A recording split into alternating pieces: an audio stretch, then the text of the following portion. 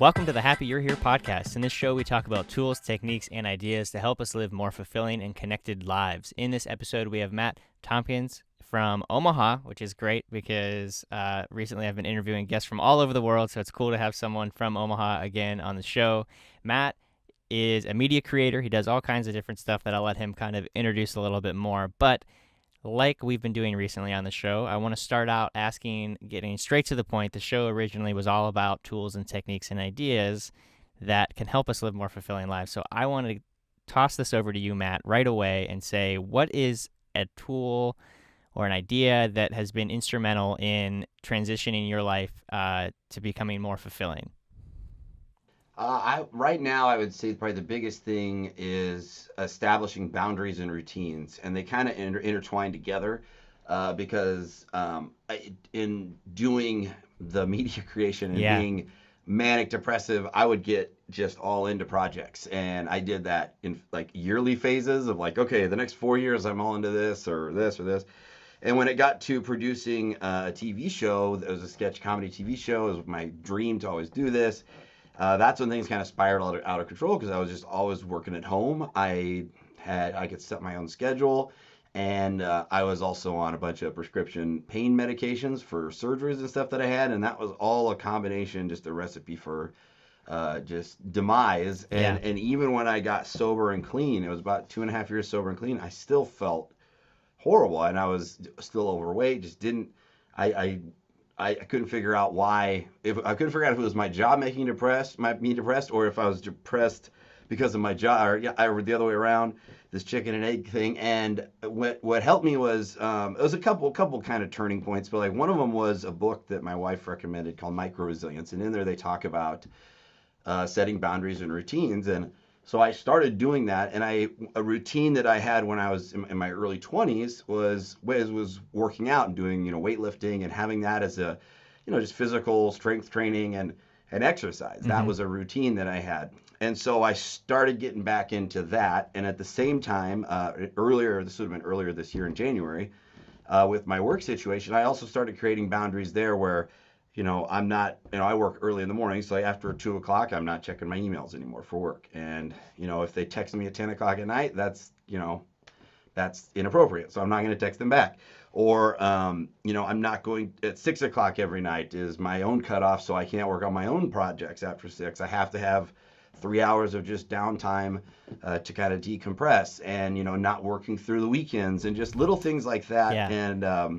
And creating separation in our house through those boundaries too, like physical separations, where this is my office where I work, and when I'm in the living room, I'm relaxing and I'm watching TV, or if I'm in my bedroom, I'm sleeping. I'm not on my phone or doing other things. And it sounds like a really kind of simple thing to do, but it had a major impact on my ability, I think, to that routine kind of gave me a foundation, and the boundaries gave me a structure to where I could find myself. And it was probably over like a 4 week period where I saw just night and day differences in how I felt mentally, and so it was huge. And then a couple of months later started seeing results physically where my physical appearance started to reflect how I was feeling on the inside, and Mm-hmm. vice versa. And which that made me feel good because I at the time I was 40 pounds heavier than I am right now, and in last November. So it kind of started to feed itself, and it's amazing how quickly you can turn things around by making really just kind of what seem like minor changes in your life. So yeah, boundaries and routines are probably the two biggest things. Yeah, it's those minor changes consistently. I just read Yeah, Atomic Habits recently by consistency. James Clear, and that's what it's all about. It's like taking whatever that big change you want to make in your life and boiling it down to like, what are the little things that I need to do every day, and those Yep. have massive results. So you mentioned a few things there that I think would be helpful for the audience for context, and that is you talk about the painkiller and basically being depressed and bipolar, and those are all things that I have experience with as well. Hmm. And definitely the manic depressive, like going all in on projects and then being just totally burning out like within Yeah. kind of random Yep. intervals, and then just deep diving and self-sabotaging and that vicious Hmm. cycle. So I'm interested to just hear a little bit of the high level of what that journey looks like for you. Yeah, I mean, it started off for me as just I had surgeries because I've had 8 different surgeries on so I've had 6 surgeries on my shoulders and my back from a car accident and my hand from a separate accident. So prior to all that, though, like when I had my first couple surgeries, like I didn't have any issues getting addicted to pain medication. It was one of those things where I was on it for a few weeks and then off, like Mm-hmm. a normal person would be. Um, but when I was on them for a year, because I had 2 surgeries in the same year, that kind of bookended the year. I was on them for a year, and I had a doctor who was very liberal in his prescriptions of them. I had no idea that they were even addictive in the first place. And then you factor in then the bipolar disorder comes into play, and I think being on those medications threw my brain's chemistry out of balance to where that bipolar, I started seeing extremes Yeah. in the bipolar like I hadn't seen before. So then it became a matter of, self-medicating this bipolar disorder, which I wasn't even diagnosed, for years later. And so that's kind of how I got into it. And then it was like a 10-year journey of from when I first got into it to, getting to where I am today. So I mean, it's a long journey, and I took kind of a longer road than most because I didn't, I was really stubborn about like going to rehab or anything like that because I had this TV show, and I also did a 3-hour news talk show, which I love to do at the same time. And so I was like, well, if I do that, I'm giving up everything that I have dreamed of doing my entire Mm-hmm. life, that so many other people would kill to do. I've just got to, I kept telling myself, I'll figure a way out of this, or, something will happen. And obviously that's they say the difference between a goal and a wish is a plan, Yeah. and there was no Right. plan. It was just wishing this got better. And then you get to a point towards the end there where it's like where you're no longer taking these to feel good. You're taking these so you don't feel sick, and you're not going through withdrawals, because when you go through withdrawals, you can't do anything, let alone do your job or be creative. And that's when I finally, had to come forward and talk to my wife about it, and my boss at the time at the place I worked, and my parents and my brother. And fortunately for me, everybody was very supportive. I mean, even at work, Mm-hmm. I started to find out quickly that this is a much more common thing that I was going through than I would have ever guessed. And so I was fortunate in that regard. And then it was just a process of, therapy and figuring out a way, the slow process, I think, the slow journey, maybe it's a better way to put Yeah. it, to sobriety and then into recovery. Right. Yeah. And that's an interesting point too, is that like I think a lot of people I actually just posted something about this on my Instagram recently where a lot of people seem to think that like there's always this like cut and dry moment, like this drop or this like, rock bottom moment, and then you like just got better after that, and then everything's been uphill from there. And in my experience, and Yeah, anyone that's suffered from mental illness and or addiction, it's a windy road. And yeah. you have ups and downs, and you have relapses, and then and not everyone has relapses. Like I don't like to perpetuate that as a myth of like you have to have a relapse if Well, you're an addict. Like, but relapses are important. That was a major learning step for me, because my therapist at the time, I would get so down on myself and want to give up and just dive back into addiction because I had relapsed, yep, because I yeah, looked at it as a failure, and I'm pathetic. I can't do this. And then finally she said, okay, well, let's take a look at the last year. And so let's add up the number of days that you were actually in these relapses, which usually lasted 2 or 3 days mm-hmm, at most. Let's add up all the days, and there was like 2 weeks of that. And then so 2 weeks out of an entire year you were on pain meds, as opposed to the previous 5 years straight you were on them every single day. right, So that's progress. And so you're gonna stumble and fall. That doesn't mean you failed. You have to look at it. Okay, you know what? Last time I stumbled and fell after 30 days. This time I made it 6 months. yep, You know, and so it's a process of, it's going to happen. You're going to stumble and fall, and if you want to label it a relapse or whatever, it's not failure. It's not the end. That's just part of the journey, and that's something I think that's tough for loved ones to learn about too. And Al-Anon does a great job of helping them through things like this. But you have to understand that, like, yeah, it's gonna sometimes it gets uglier before it gets better, and there are going to be moments where they stumble, and it's a matter of supporting them and helping them in that long arc of not just this year but of recovery. Yeah, it's a tricky balance.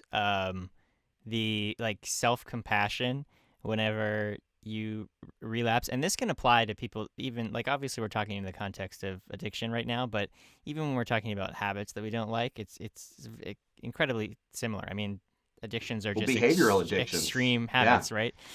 Yeah. Habits with extremely negative consequences. Hmm. And yeah, so like whether it's social media or just negative thought patterns, that you want to try to curb and on your path to living a better, more fulfilling life, those are all things that you need to tackle at some point.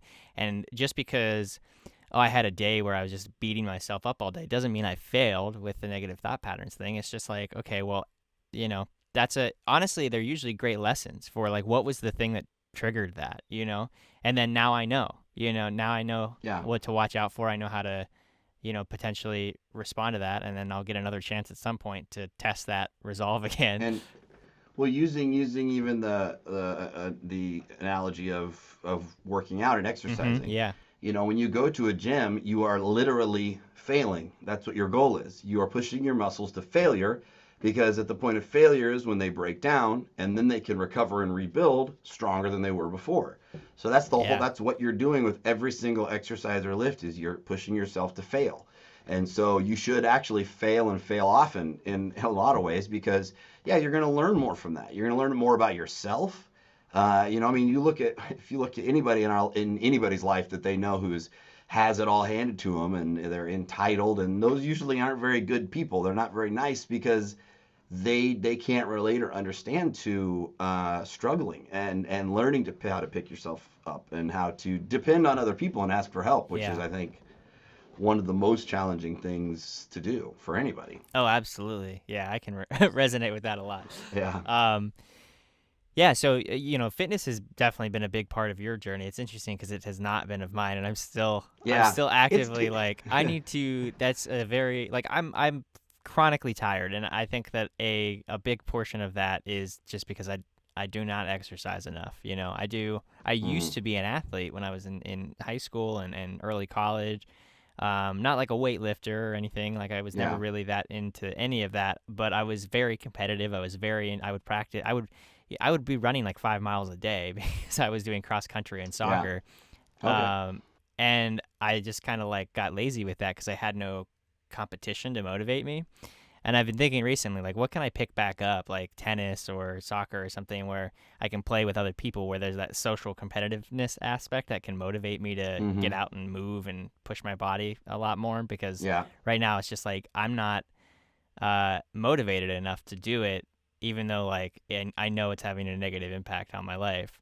Um, one thing that definitely was a huge, there's a number of like turning points, and like people always asking, like, what did you do, as if there was one thing that I Right. did Yeah. to, whether it's the fitness or, like you said, the mental wellness. There's not just one thing. It's a series of things that, like you said, the consistency of doing them every single day. But one major one was, I had no idea about like how hormones impact your level of fatigue Mm. and feeling just lethargic. And so I had my bipolar disorder diagnosed. I was on medication for that, and I didn't feel sad and depressed, but I just could not get up off the couch, and I just could not get motivated. And lack of motivation, fatigue, feeling lethargic, lower sex drive, all those things are indicators that either your thyroid is out of whack, or you have low blood sugar, A1C, it could be type 2 diabetic, or that your testosterone is low. So I went in and they tested everything was fine, except my testosterone was extremely low. Mm. And it was low because of my addiction. My addiction had affected my testosterone levels, and they were like dangerously low. So when I got on a testosterone replacement plan, that enabled me to finally have normal levels of energy. And I kind of describe it as like having the right tools for the job, because prior to this, I was trying to dig a hole with my hands instead of a shovel, and it's like, Right. in frozen dirt, no less, so yeah, I could totally relate to that. It feels it feels like a giant uphill struggle, but also keep in mind that I think it wasn't it wasn't I mean, physical fitness is obviously good for everybody. Right. I mean, you know this yourself in different ways, whether that's running or playing basketball or weightlifting or what have you. Going for a walk each day doesn't even have to be anything, extreme. Right. But it's also not the be all end all to getting to a better place with your mental health. I think that the important what the exercise or the fitness for me was, it was that routine. It was Right. that routine that I had, and you probably established new healthy routines for yourself in different ways that kind of helped you through what you went through. So every person is different. You're going to find a routine that fits you, that feels right, it'll click. And then if you do that every single day and you're consistent, you're gonna feel better. And it could, like I said, it could be physical health. It could be going to Bible study every day. It could be just sitting outside and reading a book on the deck every afternoon. I mean, there's a lot of different routines. Getting up and making your bed every morning. Yeah. That's a easy one to start doing. Just to give yourself a feeling of a routine that you can accomplish every morning. So yeah. So I don't look at it as like fitness is the answer. Sure. Yeah. It worked for me, and it's good for everybody, but Yeah. it's not necessarily the answer for everybody's mental Well, and I health. know plenty of people that are, in the gym every single day and they're depressed and Yeah, anxious. So yeah, like, yeah, yes, yeah, 100%, because yeah. they're not taking care of the other pieces of the puzzle. Like, Exactly, yeah. um, It's a balance. I mean, yeah, that's my biggest thing that I've discovered is it's such a balance. You can't have one without the other. You have to have a nice balance of both worlds. yeah, yeah. There's a guy that we had on the show, uh, uh, like last year actually. He was one of the first interviews we did, and he's really into habits, and he has a YouTube channel where he does like 30-day challenges. His name is Chase Barron, and he's a physical Okay. trainer, so he's very, very into like bodybuilding, gaining weight, and that kind of thing. And it's Hmm. funny when he'll see an Instagram story or something that I'll post, and he'll like give me some feedback, and like he's always coming from this place of like putting on muscle, and I'm like, that's Yeah, totally not something that really motivates yeah, me at all. yeah. But we always have really good chats because I'm able to like come from the place of like the mental health side that he cares about, but is just not able to talk about very often because that's just not, Hmm. what he's positioned himself as. And the mindfulness side, like that's big for me, was my practice that really helped was the meditation practice. Like every single morning, getting up, usually watch the sunrise when I can. My mental health is exponentially better when I get up and watch the sunrise every morning. I hate Yeah, well, waking up early, but but that's a healthy yeah, routine. I mean, that it really is, and so you can count on that. You can depend on that, and I think in so many ways, and that's why I mentioned routines and boundaries, and they definitely overlap. Is why I mentioned two for one there, but like with routines, like it is such an easy way to reset your brain. It's telling yourself, okay, when I watch that sunrise, I know I'm going to have good mental health today now, or I know I'm going to be in a better place mentally the rest of the day. Now, is it necessarily the actual sun right. itself rising, or is it just you telling yourself, I believe in this, and it's that, that positive reinforcement you're giving yourself every day through that routine. In the end, it doesn't matter, it Right. works, Yeah, I mean, because it's a healthy a big routine. part of it is those micro wins, right? Like when you mentioned making your Yes, bed. I yeah. forget who it is that really is like a big proponent of that. Um, some Navy SEAL guy that Probably my wife. I. No, but there's See, some I there's don't. some self Yeah, help guy online that's he's like an ex Navy SEAL or something, and he's always talking about that. That yeah, I think I know who you're you talking think he's about. gonna Yeah, give like some big piece of advice, and he's like, make your bed. yeah.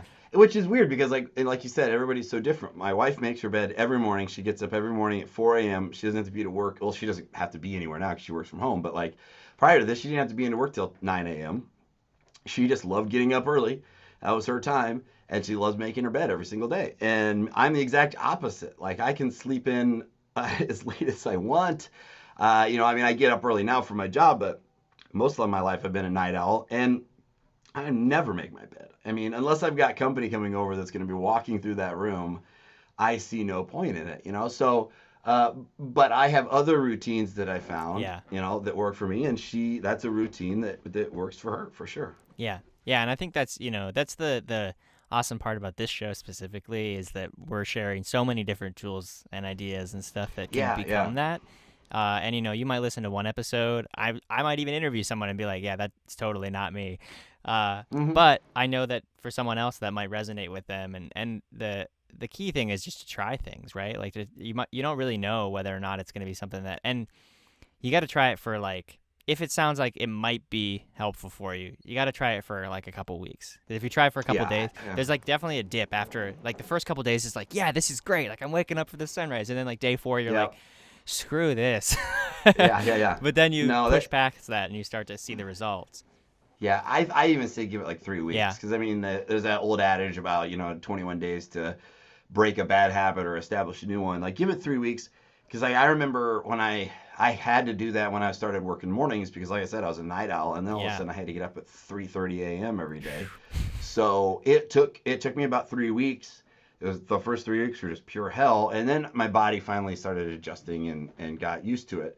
But you're right. I mean, because it's that whole consistency thing. If because I think that's like the number one thing that kills 90% of people's um, goals of like losing weight or getting in a better shape or just feeling better with their mental wellness is that they don't do it consistently every day. People give ourselves these cheat days for anything and everything, and like cheat days don't exist. It's either you have a balance in your life and you're doing something every single day, you're practicing this thing every single day, or you're not doing it every single day. Yeah. And that's where I saw great results. Was like I'm going to commit to this every single day because I remembered when I was younger, it was a full commitment every single day, and I thought, well, if I got there once, I can get there again. But I Right. know it's going to take hard work and focus, doing it every single day, every meal. It's not day by day; it's meal by meal. So it's just Yeah. so consistency is Well, and huge. I think It's that's something huge. that recovery teaches a lot of people, and which is why you see a lot of people in recovery that are so like hyper obsessed with self improvement. Like you kind of Yeah, get to yeah, that one point, and then you're like, well, what else can I work on? Like yeah. what other What else can I perfect? Yeah, Yeah. which I think that in and of itself can be a bit of an addiction and a problem sometimes if you go Oh, I overboard with think it. yeah, But I think I have and my wife says I have a healthy addiction with like fitness right now, yeah, and it's like she's right, but but we there, all have yeah, habits. We all have things that yes, are habitual, and I think to think that we're not gonna operate like that is not possible. That's how humans are built. So being able to choose which habits and choose habits that are gonna have healthy hmm, results, that's the best you can ask for.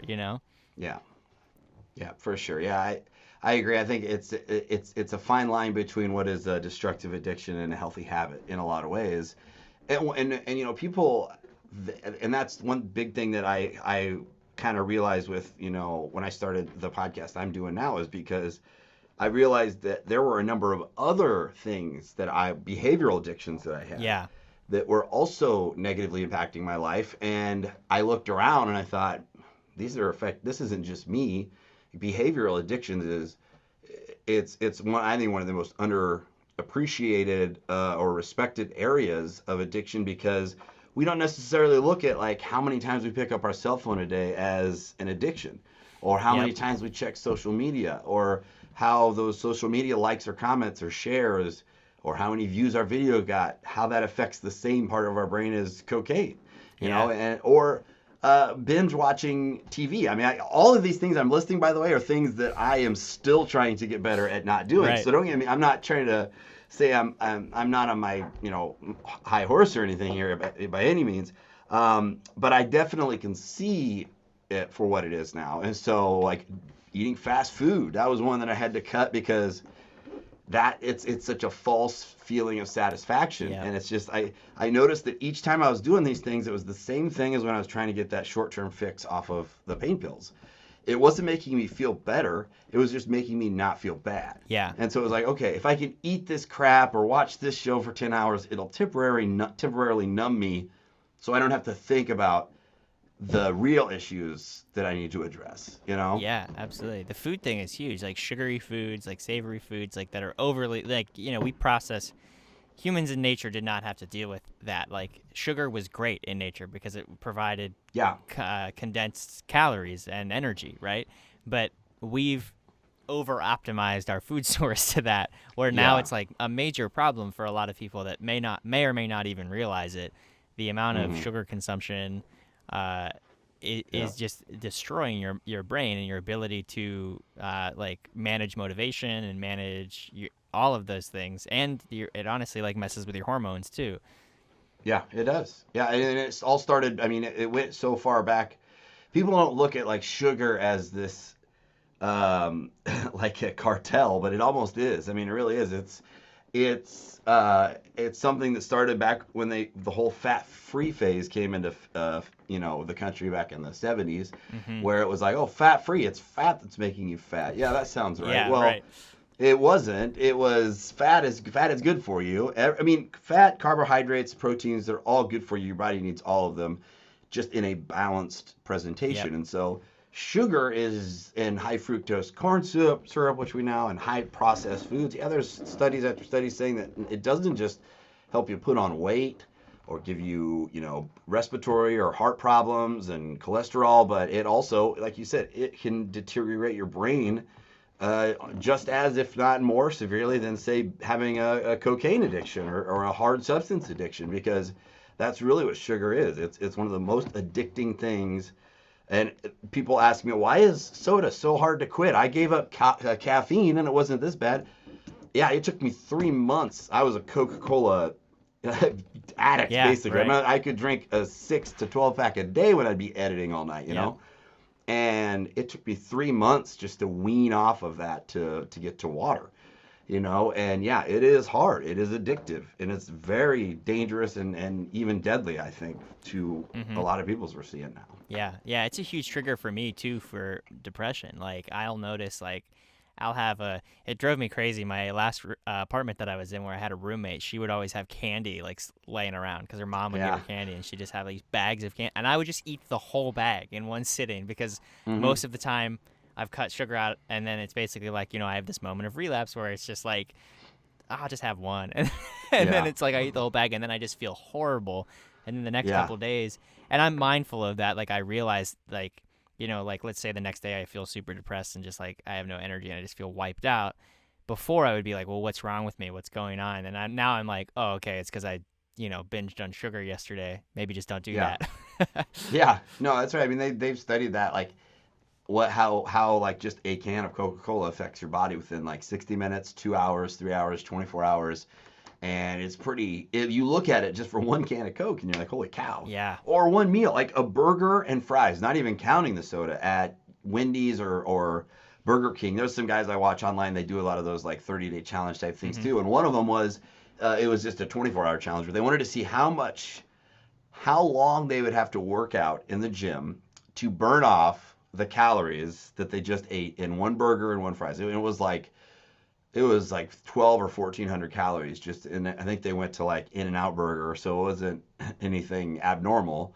And it took them, I think, 2.5 hours of just nonstop running, working out, weight training, just everything to burn that level of calories. And that just got them back to even. So then imagine if you're putting yourself that into your body every 3 meals a day, for a lot of people, every day of the week, just how that right there alone is it's going to be impossible to feel good if that's what you're putting in your body. Yeah, absolutely. Yeah, and I think it's great that that kind of information is becoming more and more widely known because I know like growing up, we would go to McDonald's just like as a treat. Yeah, That was nobody. like, Yeah. like, oh, you got good grades, Yeah. let's go to McDonald's and like we just Yeah. drink soda. I don't think I ever drank water. I feel like I never drank water growing up. It was always soda or like juice. Juice. Yeah, Yeah. like super sugary juice and like, there Hmm. was no one really realized there was anything wrong with that until maybe like the early 2000s people started being like, "Whoa." Yeah. Like, Yeah. Well, and you wonder. I mean, I got some like older boomer generation friends of mine who were like, "Wow, why are things different? I don't remember having peanut allergies, and I don't remember having to talk about our feelings, and I don't remember this and that and this and that." And it's just like, well, there's a lot of contributing factors, just like I right. mentioned in getting well and getting sick. In the country, there's a lot of contributing factors. That's everything from shoving sugar down your kid's throat for 30 years or however Yeah. long it may be, or the chemicals and products we use. I mean, there's so many little things that have Each one is just a minor, little kind of building block. Mm-hmm. My grandparents, they're in their 80s. They don't remember when they were even adults. They didn't know a single person who got cancer. Cancer was this rare thing that happened, to people that they heard. They didn't personally know, but they'd Yeah. heard some people get it. Now we all know somebody who has it.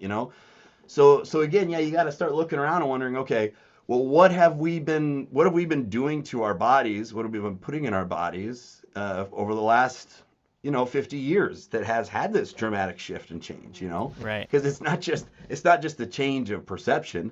It's not just, oh, we're seeing things different.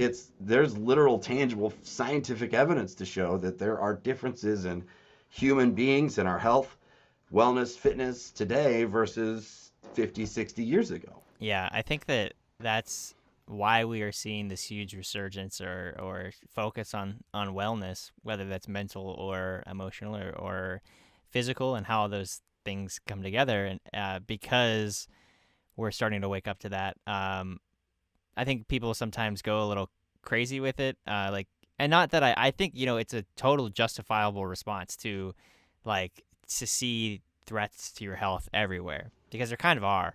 But you kind of have to Yeah, maintain a certain amount of sanity, and just yeah, accept it. Like, you're all humans have always been somewhat influenced. Our health has been somewhat influenced by our environment, and there's just a lot of things that we can't control, and it's not it's realistic to it, go it's overboard about it. yeah, and it's tough. Our instinct in a lot of ways is we want to. Okay, we learned this, it helped us, therefore we have to show other people how it'll help them. And we have to get them to change too, because they don't realize that they're sick or that they're doing something wrong. So we have to show them. It's this, I don't know if it's a God complex or what it is, but it's part of human nature. We want to help other people, and then sometimes we want to help them for our own reasons, Yeah. or motivations. So I think that's an important lesson to keep in mind too. Is you're on your own journey. Is the only thing you and I learned this with like anxiety and stuff, like the only thing you can control at any time is your own breathing. Mm-hmm. If you Yeah. boil it down to just, okay, I can't control this person yelling at me. I can't control that I have to drive by McDonald's every morning. Mm-hmm. So if I'm having an anxiety attack, the only thing I can control right now is my breathing. So I'll start there. Okay, I am in control of my breathing now. What else can I control? Okay, I can control what I put into my body. That's my choice. So I'm going to choose the right things to put into my body. I could choose to do meditation and focus on my mental wellness and fitness and things like that. So you start building off of that, and then leave it at that. You don't have to try and change the world. You don't have to try and change other people. If they want help or if they ask you, be that good friend or that good Samaritan. But I think too often we kind of derail our own progress by trying to force what we know or have learned on other people, and that Yeah. then that doesn't do anybody any good. Yeah, and that's like the way that I used to be like that for sure. Where I'd be like, especially when I first. It's funny because when I first got sober, I was like that to everybody, and then I had like a year-long relapse that was a pretty serious relapse, and then now I'm much more like, if you want to talk about it, we'll talk about it. But otherwise, I'm not gonna like, and I'll talk about it in Yeah. the context to myself, like how good I feel and like whatever, like. But you do you, like. Hmm. If you would have come around Yeah. to like, and I've been on both sides of certain circumstances, and it's like I can see, a lot of times what I notice is someone is like, I'm anxious or like I'm having a serious anxiety problem, and they're smoking weed every day and doing all kinds of other drugs, but they won't admit that that Yeah. could possibly be the thing that's causing the anxiety. And like in that Yeah. Yeah. circumstance, Yeah. it's kind of hard for me not to be like, well, hey, like, Yeah. there might be something Yeah. there. But also, like, I don't, because unless they really want me to help them, like, that's not helpful for me to point out, because they're not going to take it and like do anything with it Hmm. because they And didn't. you learn that, and people learn that in Al-Anon too. Yeah. That a person. I mean, we're dealing with a situation in our life right now with someone we care about who is in a state of denial I've never seen before. I mean, it's just kind of. I mean, she's denied taking the substance that she bought from the person. It's like she bought it from Bob, and then she's telling Bob, "No, I never took anything." Like what? Like it's just. Mm-hmm. But you have to learn that that they're an adult. It's their if they're an adult. I mean, if they're a minor, obviously parents want to step in, but like Right. they're an adult. This is their body. It's their life. And all you can do is offer to help or support them in the best way possible, but you can't force them to want to change. You can't force them to check themselves into rehab or go to therapy or learn. I mean, that's a hard lesson in America we've learned. You can't force people to even learn Yeah. new things anymore. So I think that I think it takes a lot of patience and grace to kind of step back and not judge others and give them that space to either get better or get worse. I mean, Mm-hmm. and I think that's honestly something that I think NA and AA can really could teach a lot of people right now with the pandemic, is that you don't have any control over this situation. Yep. And people are finding that out the hard way. We don't have any control over this pandemic and all the ramifications, and how do you manage that?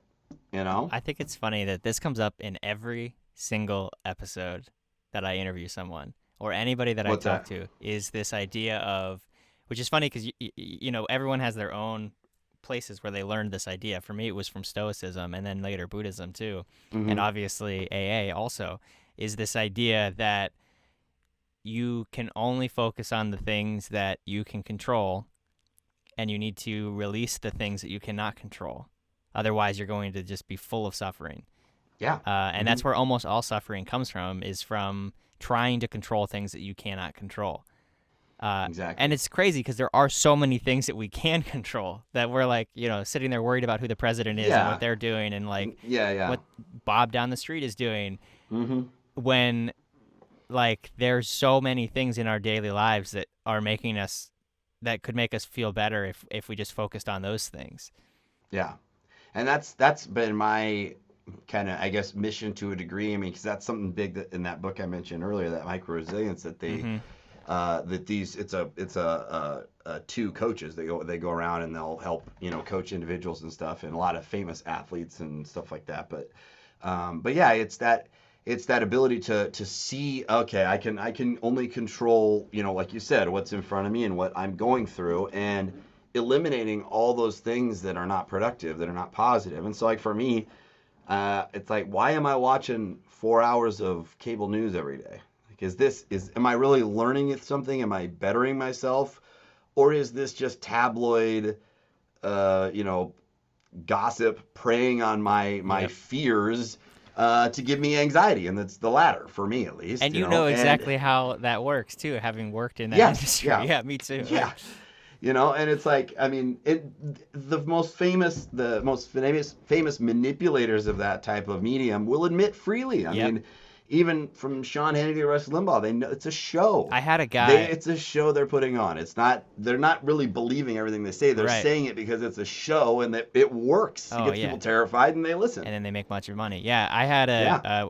at the old radio station I worked at. They were at a conference, and one of the hosts, super liberal person, like guy, went up to the Rush Limbaugh and was like, "How can you live with yourself with the Yeah. things that you say and the fear that you're like implanting in people's minds?" And he just laughed at the kid and was like, "It's showbiz." Yeah. Like, I mean, that's what Hollywood does, just in different yep. ways, really. I mean, and I had to learn that with, like, in radio, and you maybe know this too, but I mean, in radio, there's a lot of bad managers. There's just, I don't know why, but the radio industry seems to be plagued with managers from like 1994 who just have this antiquated belief, management style. And that can be very hard to deal with, especially when you see the whole industry changing around you, and you're like, well, we need to be doing this and this and this, and you know what?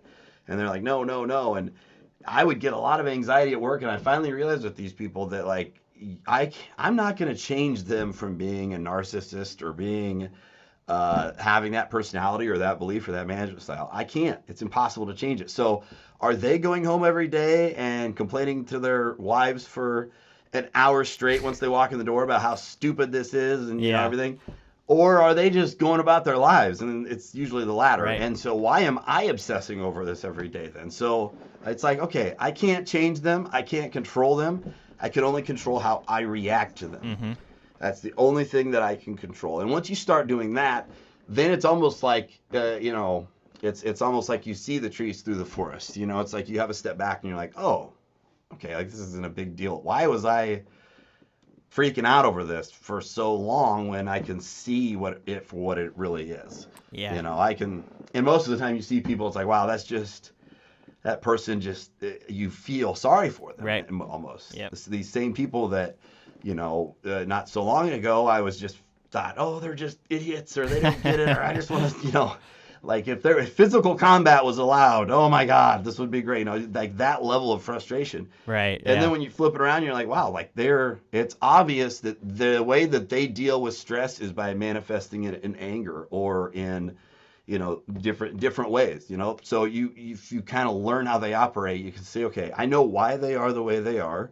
I know that I can't control it, and so I'll control the way I react to it and how I present things to them so that it doesn't impact me anymore, because that only hurts you. Yeah, absolutely. And going full circle, you set up those boundaries of like, Yeah, I yeah, get to control my own boundaries, so I can say you like yeah, I just refuse to engage with you in that way. yeah, Um, yeah. and if that makes you lose your job, then too bad. Then find a new job. That job wasn't. And you can find ways too to reset, like that I found, like if you have like somebody who's a hostile manager, Yeah. is this, since we're talking about this example, and maybe they just fly off the handle at you Mm-hmm. over things that they shouldn't fly off the handle. So that's their problem. And so like learning diaphragm breathing techniques and things like that to keep Yeah.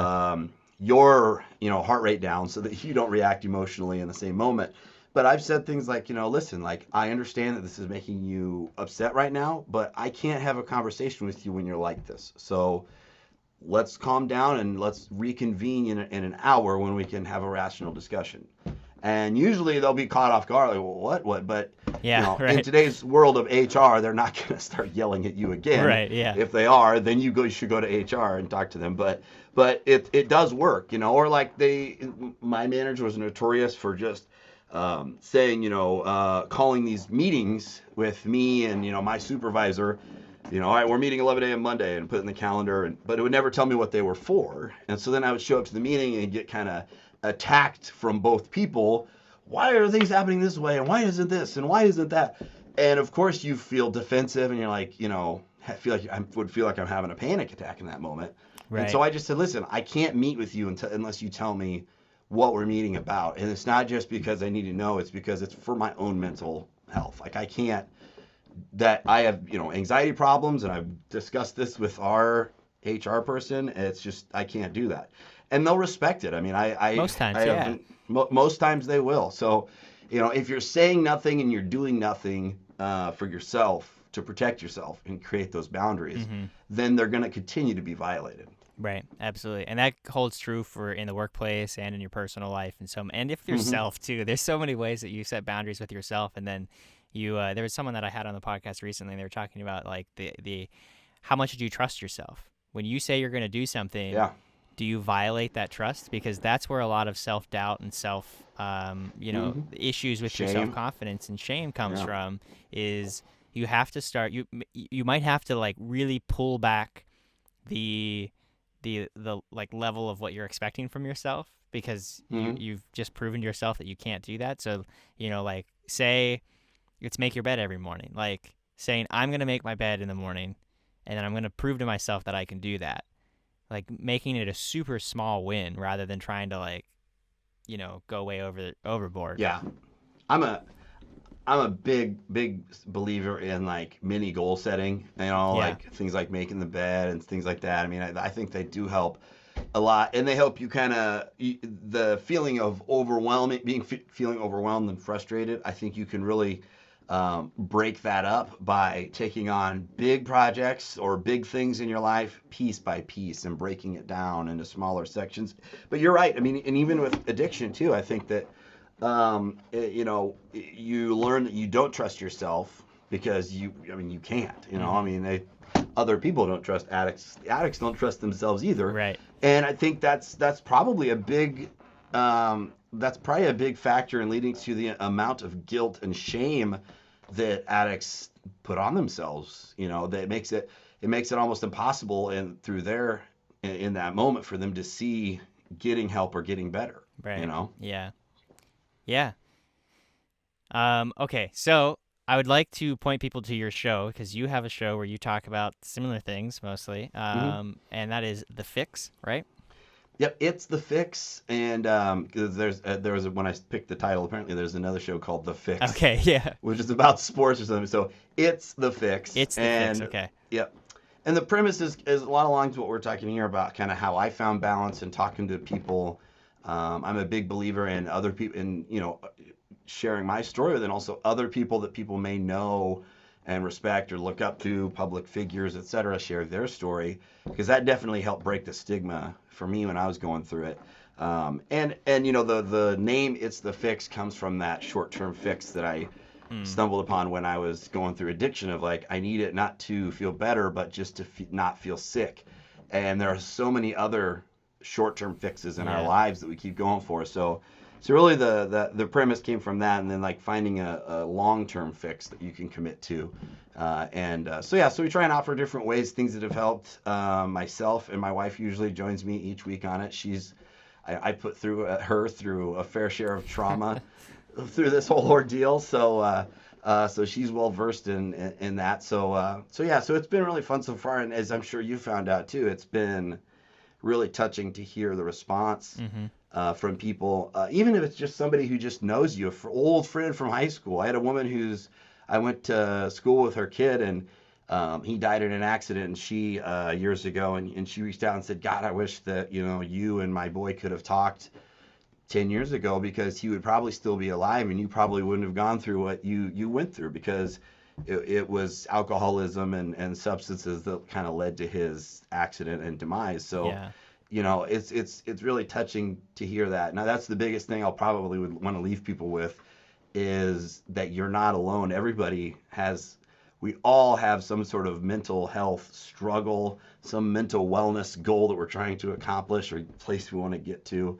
And more times than not, people have a behavioral addiction, or they have an unhealthy addiction in their life that is kind of blocking them from getting to that good place. Mm-hmm. So we are all connected in that way, and we can all learn from, appreciate, and support each other. Absolutely. That's a wonderful way to end it off. Thank you, Matt. There will be links down in the show notes below. Is there any specific place where people can connect with you or find the show if they're interested? Yeah, you can subscribe on Apple Podcasts. We're up on Google Podcasts, Spotify, basically anywhere you get your podcasts. There's some podcast platforms I've never even heard I of. know. I And always we're say, on like, those. I'm everywhere that Yeah. podcast can be listened to, and if I'm not somewhere, please tell me, and Yeah, I'll get it there. yeah.